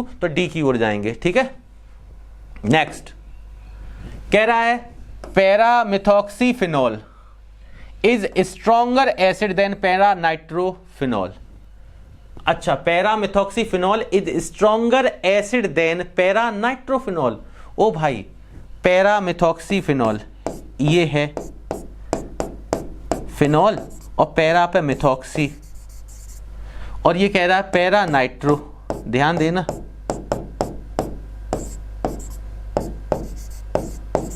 पैरा नाइट्रोफिनॉल कह रहा है para methoxyphenol is a stronger acid. अच्छा, आप मुझे बताओ एसिडिक स्ट्रेंथ के लिए, सर ये फिनॉल है, हाँ सर, ये मिथॉक्सी है, ये नाइट्रो है, हाँ सर। यहां पे हमारे पास इसका +M डोमिनेट करता है इसके -I पे, हाँ सर, ठीक है, क्योंकि एल्कोक्सी है उसकी वजह से -M भी, और इलेक्ट्रॉन डोनेटिंग टेंडेंसी होता है इसकी वजह से +M डोमिनेट करता है। नाइट्रो इलेक्ट्रॉन विथड्रॉइंग है, कैसा इलेक्ट्रॉन विथड्रॉइंग है -M। तो आप बता दो एसिडिक स्ट्रेंथ, इलेक्ट्रॉन विथड्रॉइंग क्या करेगा, इलेक्ट्रॉन विथड्रॉइंग यहां से फिनॉक्साइड आयन के नेगेटिव चार्ज को स्टेबलाइज कर देगा, H+ को जल्दी निकाल देगा। ये +M की वजह से इलेक्ट्रॉन डोनेट करेगा, इलेक्ट्रॉन डोनेटिंग है, ये इलेक्ट्रॉन डोनेटिंग है, ये इलेक्ट्रॉन विथड्रॉइंग है। तो ये इलेक्ट्रॉन देगा तो इलेक्ट्रॉन डेंसिटी ऑक्सीजन पे ज्यादा हो जाएगी, इसे H+ को और अच्छे से होल्ड कर देगा, जल्दी बाहर नहीं निकलने देगा। तो एसिडिक स्ट्रेंथ किसकी ज्यादा होनी चाहिए, इसकी ज्यादा होनी चाहिए। वैसे भी एसिडिक स्ट्रेंथ डायरेक्टली प्रोपोर्शनल होती है -M के, इनवर्सली होती है +M के। तो यहां पे कह रहा है कि पैरा मिथॉक्सीफिनॉल जो है स्ट्रॉन्गर एसिड है, तो भैया ये तो गलत बात है, false. Methoxy group shows +I effect whereas nitro group shows -I। हाँ, नाइट्रो ग्रुप -I करता है। +I इसको क्यों बोल दिया गया, +I इसको क्यों बोल दिया, क्योंकि ओवरऑल यहां से इसकी वजह से इलेक्ट्रॉन डोनेटिंग, इसकी वजह से इलेक्ट्रॉन विथड्रॉइंग है, पर इलेक्ट्रॉन डोनेटिंग डोमिनेट होता है, इसलिए ओवरऑल यहां पे ये ओवरऑल कैसा होता है, इलेक्ट्रॉन डोनेटिंग ग्रुप है, तो इस वजह से इसको बोल दिया गया +I। ठीक है, तो इस वजह से ओवरऑल इलेक्ट्रॉन डोनेटिंग की वजह से क्या बोला गया, इसको +I, इलेक्ट्रॉन डोनेटिंग की वजह से +I। तो ये वाली स्टेटमेंट को ट्रू मानेंगे, मतलब ये हम डी की ओर चलेंगे। बोलो यस और नो, क्लियर है। नेक्स्ट 38 पे क्या है, bromination of phenol can be carried out even in the absence of Lewis acid. ध्यान रखना, अभी मैंने बताया था, ध्यान करो, फिनॉल का bromination can be carried out in the absence of Lewis acid. Phenol का जब ब्रोमिनेशन कर रहे थे, अभी पीछे बताया था, क्या सर बताया था, मैंने कहा फिनॉल का ब्रोमिनेशन कर रहे थे तो इथेनोइक एसिड की प्रेजेंस में कर रहे थे, लुईस एसिड FeBr3 नहीं लिया था, तो लुईस एसिड की एब्सेंस में भी ये ब्रोमिनेशन करके हमें यहाँ पे इलेक्ट्रोफाइल जनरेट करके ऑर्थो पैरा ब्रोमो फिनॉल हमें बना लेता है। हाँ सर, ऐसा होने की वजह क्या है, सर इस की वजह से, इसके प्लस एम की वजह से ये रिंग को क्या कर देता है, एक्टिवेट कर देता है, रिंग को क्या कर देता है, एक्टिवेट कर देता है। तो due to activating hydroxyl group, due to activating hydroxy group ring gets activate, है ना। तो उसकी वजह से ये इसको आसानी से पोलराइज कर देता है, क्या कर देता है, लोन पेयर डोनेट करके यहाँ पे नेगेटिव चार्ज, और ये नेगेटिव चार्ज इस पे अटैक करके Br और Br को क्या कर देते हैं, इस पे अटैक करके यहाँ से Br माइनस बार कर देते हैं और Br प्लस इस जगह आ जाता है।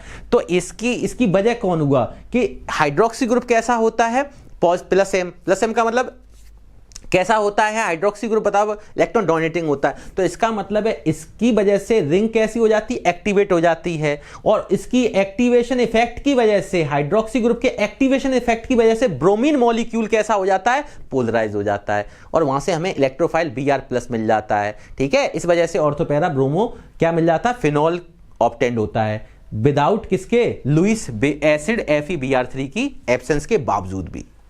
ठीक है, चलो, वैसे तो लुईस एसिड का काम ही होता है इलेक्ट्रोफाइल जनरेट करना, पर यहां लुईस एसिड के एब्सेंस में भी अगर इलेक्ट्रोफाइल जनरेट हो रहा है तो उसकी टेंडेंसी कौन रख रहा है, OH की एक्टिवेशन इफेक्ट की वजह से, due to activation effect of hydroxy group. ठीक है, bromine molecule is polarised and give the electrophile bromine plus. ठीक है, तो ये चीज ध्यान रखना, मतलब ट्रू स्टेटमेंट है। ठीक, मैंने पीछे भी एक जगह पे समझा दिया था आपको, तो ये ट्रू स्टेटमेंट है भाई, यहाँ क्या है, ट्रू। अच्छा, hydroxy group of phenol has the high activation effect, अभी यही तो बता रहे थे, ये भी ट्रू है और इसका करेक्ट एक्सप्लेनेशन है। तो इसका मतलब हम किसकी ओर जाएंगे, ए की ओर जाएंगे, अभी बताया था। ठीक, नेक्स्ट 39 पे है, paramethoxy phenol is stronger acid than metamethoxy phenol. Check करते हैं, पैरामिथॉक्सी फिनॉल, तो ये इसका मतलब है फिनॉल के पैरा पे मिथॉक्सी है।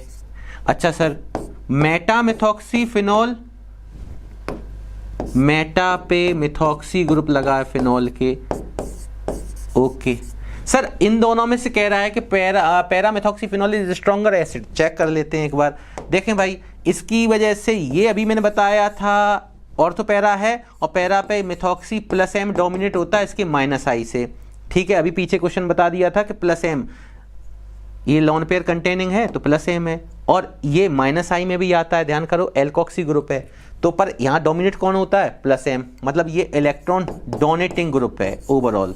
अच्छा, यहां पे ये दिखाई दे रहा है, यहां पे इसका प्लस एम, ये केवल माइनस आई शो करेगा, क्योंकि OH ग्रुप जो होता है वो ऑर्थो पैरा डायरेक्टिंग होता है, तो या तो आने वाला ग्रुप ऑर्थो या पैरा पे जाएगा, पर यहाँ मेटा पे लगाया है तो यहाँ पे ये प्लस एम की वजह माइनस आई शो करेगा, यहाँ पे प्लस एम शो नहीं होगा। ठीक है, क्योंकि प्लस एम करता तो फिर ये इसकी जगह पे पैरा पे होना चाहिए या ऑर्थो पे होना चाहिए, जबकि मेटा पे है एक दूसरे के लिए, तो माइनस आई, मतलब ये इलेक्ट्रॉन विड्रॉइंग ग्रुप का काम करेगा। और अपने को पता है एसिडिक स्ट्रेंथ जो होती है, एसिडिक स्ट्रेंथ जो होती है वो इलेक्ट्रॉन विड्रॉइंग ग्रुप्स के डायरेक्टली होती है, और इलेक्ट्रॉन डोनेटिंग के क्या होती है, इनवर्सली होती है। तो ये अपने को पता होना चाहिए। वैसे तो हमने बताया था कि एसिडिक स्ट्रेंथ का ऑर्डर जो होता है वो क्या होता है, माइनस एम या माइनस एच या माइनस आई, और इनवर्सली प्रोपोर्शनल किसके होता है, plus M plus H, hyperconjugation बोलते हैं प्लस को, और प्लस आई। तो यहाँ पे मेरे पास इलेक्ट्रॉन डोनेटिंग है,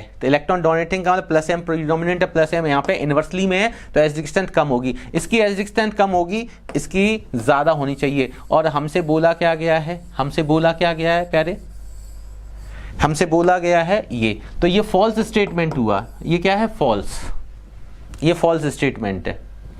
कह रहा है methoxy group exert plus are effect, methoxy group exert plus are effect at ortho and para, हाँ पैरा पे प्लस एम बोल दो, या इसी को प्लस मीजोमेरिक या प्लस रेजोनेंस, एक ही बात होती है, पॉजिटिव रेजोनेंस या पॉजिटिव मीजोमेरिक, बिल्कुल सही बात है, ट्रू स्टेटमेंट है। तो इसका मतलब हम किसकी ओर जाएंगे, पहला फॉल्स, दूसरा ट्रू, डी की ओर। नेक्स्ट कह रहा है alcohol react both as nucleophile and electrophile, yes versatile होता है, ट्रू है।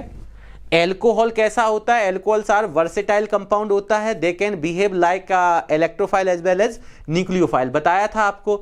और जब भी CO बॉन्ड की क्लीवेज पे डिपेंड करता है या OH बॉन्ड की क्लीवेज पे, अगर कहीं CO बॉन्ड क्लीवेज हो रहा है, क्या CO बॉन्ड, ठीक है, तो अपने पास हमेशा वो न्यूक्लियोफाइल होगा, वो क्या होगा, सॉरी यहाँ मैं क्या बोल गया, CO बॉन्ड क्लीवेज होगा। तो अपने पास क्या होना चाहिए, एक तो होता है CO और एक होता है OH बॉन्ड, है ना। तो अपने को पता है कि जब भी OH बॉन्ड क्लीवेज होता है तो ये न्यूक्लियोफाइल की तरीके से बिहेव करता है, और जब भी CO बॉन्ड ब्रेक होता है तब ये इलेक्ट्रोफाइल की तरह बिहेव करता है। ये तो क्या लिखा है, the bond between CO is broken.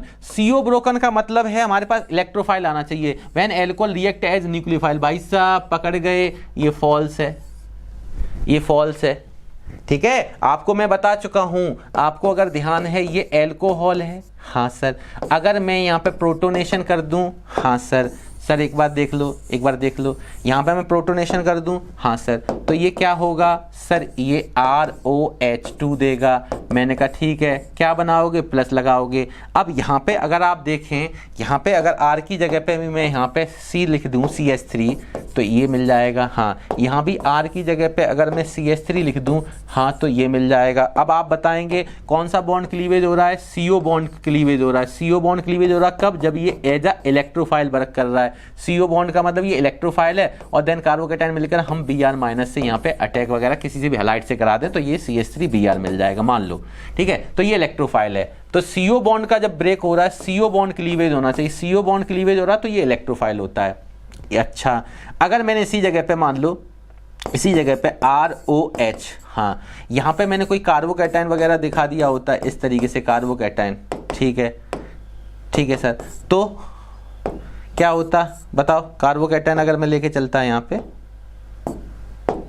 तो इस तरीके से अगर मान लो मैंने कार्बोकेटाइन लिया होता, तो फिर ये अपने न्यूक्लियोफिलिक अटैक करता है यहाँ पे, तो ये यहाँ पे मेरे पास ये एज अ न्यूक्लियोफाइल फिर वर्क करता। यहाँ पे ऐसा होने पर हमारे पास RO के पास ये C जुड़ता है, इस पे 3 वैलेंसी हैं, और क्योंकि इसने लोन पेयर डोनेट की है तो इस पे आ जाता है पॉजिटिव चार्ज, यहाँ डिफिशियंसी आती, तो यहाँ पे मेरे पास फिर कौन सा बॉन्ड ब्रेक होता, फिर ये H+ को यहाँ से डोनेट करता, H+ बाहर करता, देन अपने पास RO और C इस तरीके से बनता। तो यहाँ से हमारे पास जब OH बॉन्ड ब्रेक हो रहा है, OH बॉन्ड कब ब्रेक हो रहा है, जब ये न्यूक्लियोफाइल तरीके से वर्क कर रहा है। तो न्यूक्लियोफाइल वर्क करता है तब कौन सा बॉन्ड ब्रेक होता है, OH। तो OH बॉन्ड ब्रेकिंग कहाँ आती है, न्यूक्लियोफाइल में, और इसने लिखा CO ब्रेक जब होगा तब ये एज अ न्यूक्लियोफाइल वर्क करेगा, बिल्कुल गलत है। जब OH बॉन्ड ब्रेक यहाँ अगर OH कर देता तो सही स्टेटमेंट होता, CO के दौरान ये इलेक्ट्रोफाइल की तरीके से बिहेव करता है। ये चीजें आपने पढ़ रखी हैं, ठीक है। चलो मैं इसको बता देता हूँ, पर इसमें आज काम नहीं है तो आप इसको हटा भी सकते हैं, ठीक। तो यहाँ पे ये फॉल्स हो गया, इसका मतलब पहला ट्रू है, दूसरा फॉल्स है, तो हम किसकी ओर चलेंगे, C की ओर चलेंगे। नेक्स्ट कह रहा है C2H5OH इज बीकर बेस, ओ भाई, then phenol but stronger nucleophile than phenol. अच्छा, सबसे पहले तो बताओ C2H5 weaker base than phenol. भैया फिनॉल अभी मैंने आपको बताया था C6H5, हमें एसिडिक स्ट्रेंथ का ऑर्डर पता है कि फिनॉल मोर एसिडिक होता है, दूसरा इथेनॉल एल्कोहल से, अभी मैंने बताया था पीछे। अब ये एल्कोहल में R क्या नहीं होना चाहिए, CH3 नहीं होना चाहिए। अच्छा, CH3 तो वाटर की, हमने आपको ये ऑर्डर बताया था, ध्यान करो, अगर आपको ध्यान है मैं फिर से बता दे रहा हूँ। यहाँ पे आपको बताया था कि इसके बाद अपने पास कौन आता है, मीथेनॉल आता है, फिर कौन आता है, वाटर आता है, फिर कौन आता है, एल्कोहल आता है, और वो भी एल्कोहल में R फिर मिथाइल नहीं होना चाहिए। तो इथाइल तो हो सकता है, मान लो आपने यहाँ पे C2H5OH ले लिया क्योंकि आपको C2H5OH की बात कर रहा है, तो आपको ये पता है कि इसकी एसिडिक स्ट्रेंथ क्या होती है, ज़्यादा होती है। एसिडिक स्ट्रेंथ किसकी ज़्यादा होती है, फिनॉल की ज़्यादा होती है। अगर इसकी एसिडिक स्ट्रेंथ ज़्यादा है तो ये क्या होगा, ये बीकर बेस होगा, किससे, इस वाले से, C2H5OH की यहाँ पे बेसिक स्ट्रेंथ ज़्यादा होगी, तो ये कॉन्जुगेट बेस है, तो ये अच्छा बेसिक स्ट्रेंथ किसकी ज़्यादा होगी, इसकी ज़्यादा होगी। बेसिक स्ट्रेंथ इधर बढ़ रही है, एसिडिक स्ट्रेंथ इधर कम हो रही है। तो आपको पूछ रहा है कि ethanol is beaker base, ethanol beaker base क्यों होगा, इथेनॉल तो एक अच्छा बेस होगा। तो ये स्टेटमेंट कैसा है, फॉल्स है। कैसा है, फॉल्स। अच्छा, in phenol the lone pair of electrons on oxygen is withdrawn towards the ring due to resonance. Yes, आपको पता है यहाँ पे फिनॉल में जो OH के पास, ऑक्सीजन के पास लोन पेयर होते हैं, ये विड्रॉ किए जाते हैं रिंग के द्वारा, तभी तो ये रिंग को डोनेट करते हैं इलेक्ट्रॉन। ये +M का मतलब इलेक्ट्रॉन डोनेटिंग है, इलेक्ट्रॉन डोनेटिंग का मतलब कौन है, ये इलेक्ट्रॉन विड्रॉइंग होगा। फिर अगर ये डोनेट कर रहा है, दे रहा है, तो रिंग ले रही है इलेक्ट्रॉन, खींच रही है इलेक्ट्रॉन, तो ये विड्रॉइंग होगा। बिल्कुल सही है, ट्रू स्टेटमेंट है। क्या है? ट्रू है। तो इसका मतलब हम इसको रफ कर दे रहे हैं, एक बार केवल आपको एक्सप्लेन करने के लिए बताया करते हैं। यहाँ पे पीछे कॉन्सेप्ट बता चुका हूँ, वहाँ लिखा चुका हूँ, इसलिए मैं यहाँ पे रफ कर देता हूँ, ठीक है। तो पीछे से आराम से आप नोट भी कर सकते हैं। यहाँ पे हमने क्या है, पहला फॉल्स है, दूसरा ट्रू है, तो डी की ओर जाएंगे। किसकी ओर जाएंगे? डी की ओर। नेक्स्ट 42 पे कह रहा an ether is more volatile than an alcohol of comparable molecular mass. बेटा अगर मैं एल्कोहल की बात करूं और ईथर, ईथर क्या होता है? ROR, ईथर होता है ROR, ये ईथर है, और एल्कोहल है मेरे पास ROH, ये एल्कोहल है। सर आप हमें बताएं, क्या यहां पे कह रहा मोर वॉलेटाइल है? मोर वॉलेटाइल, वॉलेटाइलिटी किसकी मोर होती है? जिसका बॉइलिंग पॉइंट कम होता है। तो आप चेक कर लो। सबसे पहली बात तो एल्कोहल की पास टेंडेंसी होती है कि अपने अदर एल्कोहल के साथ ये क्या करता है? इंटरमॉलिक्यूलर हाइड्रोजन बॉन्डिंग करता है। तो यहां इंटरमॉलिक्यूलर हाइड्रोजन बॉन्डिंग हो रही है, इंटरमॉलिक्यूलर हाइड्रोजन बॉन्डिंग। और इंटरमॉलिक्यूलर अगर हाइड्रोजन बॉन्डिंग हो रही होगी प्यारे, तो यहां पे एसोसिएशन का केस बन रहा है, और एसोसिएशन के केस में मॉलिक्यूलर वेट बढ़ता है, तो बॉइलिंग पॉइंट बढ़ता है, और बॉइलिंग पॉइंट ज्यादा होगा तो वेपर प्रेशर कम होगी, मतलब ये लेस वॉलेटाइल होगा। अब लेस वॉलेटाइल या लो वॉलेटाइलिटी होगी, तो लेस वॉलेटाइल। तो ये कैसा है? ये प्लस ये डायपोल डायपोल इंटरेक्शन रखता है। ये कैसा होता है? Dipole dipole interaction. यहाँ डायपोल डायपोल इंटरेक्शन है, तो इसका मतलब है यहाँ पे हमारे पास एसोसिएशन के दौरान मॉलिक्यूलर वेट बढ़ेगा, बॉइलिंग पॉइंट ज्यादा होगा, तो ये लेस वॉलेटाइल है, तो ये मोर वॉलेटाइल होगा। क्या होगा? मोर वॉलेटाइल। तो वॉलेटाइलिटी इसकी ज्यादा क्यों है? क्योंकि ए अगर इसको मानूं, बी अगर इसको मानूं, तो बॉइलिंग पॉइंट जो है, बॉइलिंग पॉइंट बी का ज्यादा ए से है, तो वॉलेटाइलिटी जो होगी वो फिर बी की कम होगी ए से। क्यों? क्योंकि बॉइलिंग पॉइंट और वेपर प्रेशर एक दूसरे के इनवर्सली प्रोपोर्शनल होते हैं, और जिसका वेपर प्रेशर कम बनेगा वो लेस वॉलेटाइल है, उसका बॉइलिंग पॉइंट ज्यादा होगा। तो ये क्या कह रहा है? Ether is more volatile. Yes, ether is more volatile, सही बात है। तो ये ट्रू स्टेटमेंट है। कह रहा ether are polar in nature. देखो पोलरिटी भी इसमें इंड्यूस होती है, डायपोल इंटरेक्शन है, तो ये भी ट्रू है, ठीक है। तो ये मेरे पास किसके ऑप्शन की ओर जाएंगे? हम ए ऑप्शन की ओर जाएंगे। पर एक चीज बताओ, यहां पे एक चीज बताओ मेरे को कि ये कह रहा ether are polar in nature, polar nature का है, पर इसके मोर वॉलेटाइल होने के पीछे इसकी पोलरिटी का थोड़ी खेल है। तो इसका मतलब ये दोनों अपनी अपनी जगह ट्रू हैं, पर ये करेक्ट एक्सप्लेनेशन नहीं है किसके? एसर्शन का। ये भी ध्यान देना, क्योंकि ये पोलरिटी की वजह से थोड़ी मोर वॉलेटाइल है। मोर वॉलेटाइल क्यों है? क्योंकि इसका बॉइलिंग पॉइंट कैसा है? कम है। इसका बॉइलिंग पॉइंट क्या है? कम है। और इसका इंटरमॉलिक्यूलर हाइड्रोजन बॉन्डिंग की वजह से इसका बॉइलिंग पॉइंट ज्यादा है, इसलिए ये लेस वॉलेटाइल है, और इसका बॉइलिंग पॉइंट कम है, इसलिए मोर वॉलेटाइल है, ठीक है। तो इसका मतलब यहां पे दोनों अपनी अपनी जगह ट्रू हैं, पर ये करेक्ट एक्सप्लेनेशन नहीं है, तो हम बी की ओर जाएंगे। किसकी ओर जाएंगे? बी की ओर जाएंगे। नेक्स्ट 43 कह रहा है methoxy ethane react with HI to give ethanol and iodomethane. अच्छा, ये तो चेक करना पड़ेगा। अभी रिएक्शन बताई थी, मिथॉक्सी ईथेन है, इसका मतलब है कि मेरे पास मिथॉक्सी ईथेन है, ये हो गया मिथॉक्सी ईथेन। अच्छा, रिएक्ट विद HI के साथ रिएक्ट कैसे कराते थे? पहले अभी मैंने बताया था, OH प्रोटोनेशन कर दो ईथर का।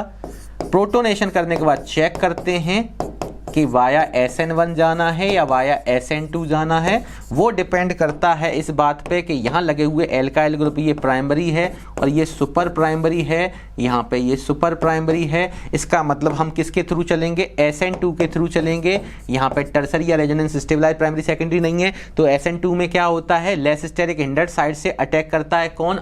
यहाँ पे X माइनस क्या है आयोडाइड, तो ये लेस स्टेरिक हिंडर्ड साइड से अटैक करने का मतलब यहाँ पे क्या किधर से अटैक करेगा, इधर मिथाइल है इधर इथाइल है, तो ये बल्की ग्रुप है, तो लेस स्टेरिक हिंडर्ड किधर से इधर से लेस स्टेरिक हिंडर्ड है, तो बॉन्ड ऐसे क्लीवेज होगा। तो यहाँ पे मेरे पास CH3I मिथाइल आयोडाइड और इथेनॉल CH3CH2OH बनेगा। ये इथेनॉल है, ये इथाइल आयोडाइड है, बिल्कुल सही आया।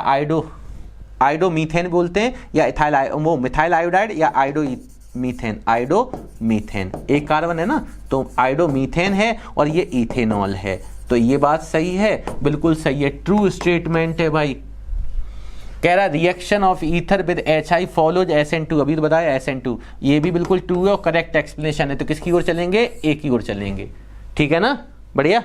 नेक्स्ट अगला कह रहा है the COC bond angle in ether is slightly less than tetrahedral angle. ओ भाई साहब कितनी बड़ी वाली बात कर गया, फुद्दू है, पता है ना तुम्हें क्यों, कि अभी मैंने बताया था जो COC बॉन्ड होता है ये 111 डिग्री का होता है, और 111 डिग्री का जो ये बॉन्ड एंगल है ये भैया बच्चा बता देगा कि 109 डिग्री और 28 मिनट से कैसा होता है, ये ज़्यादा होता है। तो ये स्लाइटली हायर होता है किसका, ईथर का बॉन्ड एंगल, अभी मैंने बताया था टेट्राहेड्रल ज्योमेट्री से कैसा होता है, स्लाइटली हायर होता है। तो ये बात तो इसने फॉल्स कर दी है, ठीक है, बढ़िया। तो ईथर का बॉन्ड एंगल जो होता है ये बॉन्ड एंगल ऑफ ईथर है, तो ये स्लाइटली हायर होता है, जबकि इसने कहा यहाँ पे स्लाइटली लेस, तो ये गलत है। Due to repulsive interaction between the two alkyl group in ether, हाँ एल्काइल ग्रुप जो ईथर के होते हैं उनके रिपल्सन की वजह से स्लाइटली हायर होता है, बिल्कुल सही है, पर ये रिपल्सिव की वजह से हायर होता है, लोअर नहीं होता। तो ये अपनी जगह तो ट्रू कह रहा है, यहाँ रिपल्सन होता है, ठीक है, बॉन्ड पेयर रिपल्सन है, lone pair to bond pair है, तो ये तो होते ही है। ट्रू स्टेटमेंट, पहला फॉल्स दूसरा ट्रू, तो डी की ओर चलेंगे, किसकी ओर चलेंगे, डी की ओर, ठीक है।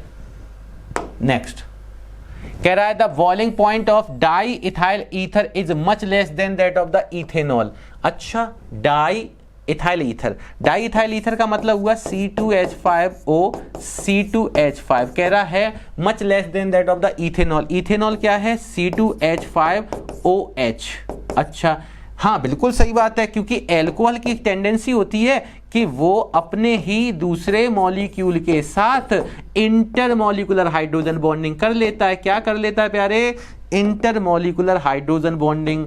इंटरमॉलिक्यूलर यहां पे हो जाएगी इंटरमॉलिक्यूलर हाइड्रोजन बॉन्डिंग। इसकी वजह से एसोसिएशन का केस है, एसोसिएशन अगर होगा तो ड्यू टू एसोसिएशन क्या होगा प्यारे, एसोसिएशन की वजह से इसका मॉलिक्यूलर वेट बढ़ेगा। अगर मॉलिक्यूलर वेट बढ़ेगा तो बॉइलिंग पॉइंट ज्यादा होगा, बॉइलिंग पॉइंट क्या होगा, ज्यादा होता है और लेस वॉलेटाइल होगा। इसमें डायपोल इंटरेक्शन होता है, यहाँ पे डायपोल इंटरेक्शन बताया था मैंने, और यहाँ पे अपने पास बॉइलिंग पॉइंट कैसा होता है, इसका लो होता है बट मोर वॉलेटाइल होता है। तो इसमें क्या कह रहा है, बॉइलिंग पॉइंट इसका डाइइथाइल ईथर का मच लेस है, इसका कम है, इससे बॉइलिंग पॉइंट का ऑर्डर बिल्कुल सही बात है। तो ये तो ट्रू है अपनी जगह पे। कह रहा है in ethanol the molecules are associated, yes associate हो रहा है, by the formation of intermolecular hydrogen bonding. Intermolecular यहां बिल्कुल सही है, अगर इंट्रा करता तो गलत हो जाता है, यहां इंटर किया बिल्कुल सही है। Whereas in diethyl ether it is not possible, हाँ यहां पे इंटरमॉलिक्यूलर हाइड्रोजन बॉन्डिंग पॉसिबल नहीं है, तो ये अपनी जगह पे ट्रू कह रहा है। इसमें इंटरमॉलिक्यूलर हाइड्रोजन बॉन्डिंग और एसोसिएशन हो रहा है, इसमें इंटरमॉलिक्यूलर हाइड्रोजन बॉन्डिंग हो रही है, हाँ बिल्कुल सही है, ट्रू है। और इसी वजह से इसका बॉइलिंग पॉइंट कैसा है, ईथर का कम है और इथेनॉल का एसोसिएशन या इंटरमॉलिक्यूलर हाइड्रोजन बॉन्डिंग की वजह से ज्यादा है। तो दोनों जगह ट्रू भी है और करेक्ट एक्सप्लेनेशन भी है। तो हम किसकी ओर चलेंगे, ए की ओर चलेंगे। बोलो यस और नो। अच्छा यहां तक हम लोग इस लेक्चर में हम लोगों ने सारे एमसीक्यूज रिमेनिंग और एसर्शन रीजन को भी कंप्लीट किया। और आपने एक चीज देखी है कि हम केवल क्वेश्चंस को ही अटेम्प्ट नहीं करा रहे हैं, आपको आपके कॉन्सेप्ट को भी रिवाइज करा रहे हैं। एक जगह पे जब कॉन्सेप्ट आप रिवाइज करते हो, दूसरी जगह पे उससे रिलेटेड प्रॉब्लम बनती तो आप और आसानी से सॉल्व कर पाते हो। तो इसी तरीके से स्वस्थ मन से घर पे रिवीजन करते रहिए। नेक्स्ट क्वेश्चंस को हम लोग नेक्स्ट लेक्चर के अंदर लाने वाले हैं, तो बाद बाकी स्वस्थ मन से घर पे पढ़ो, है ना। और मिलते हैं फिर नेक्स्ट वीडियो के लेक्चर के अंदर, तब तक के लिए जय हिंद, जय भारत, थैंक यू प्यारे बच्चों।